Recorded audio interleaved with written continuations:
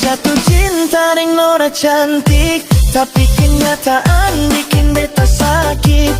Ternyata dia istri muda pejabat, cinta beta harus cepat beta tamat. Beta tak marah, tak benci, beta cuma kalah sama realita ini.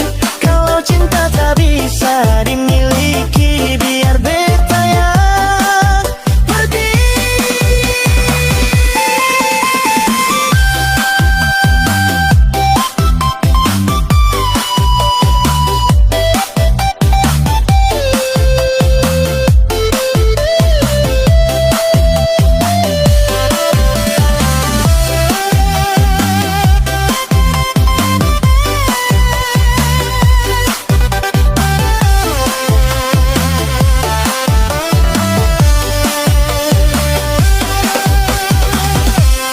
Nona jaga diri baik-baik, beta simpan rasa sampai jauh.